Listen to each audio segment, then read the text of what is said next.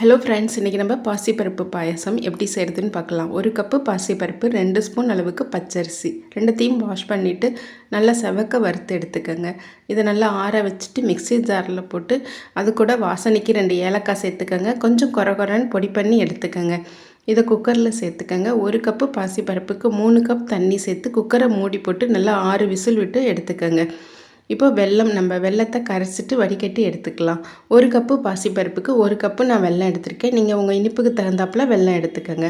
இப்போ வெல்லம் நல்லா கரைஞ்சிருச்சு. அது கூட நம்ம வேக வச்சுருக்கிற பாசிப்பருப்பை இது கூட சேர்த்துக்குவோம்.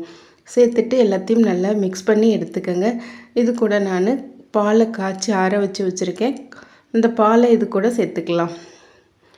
ஒரு 2 கிளாஸ் அளவுக்கு பால் இது கூட சேர்த்து எல்லாத்தையும் நல்லா மிக்ஸ் பண்ணிவிட்டு இது கூட நெய் ஊற்றி முந்திரி பருப்பு, காஞ்ச திராட்சை வறுத்து இது கூட சேர்த்துக்கோங்க. ரொம்ப சுவையான பாசிப்பருப்பு பாயசம் ரெடி ஆகிடுச்சு. நீங்களும் ட்ரை பண்ணி பாருங்கள்.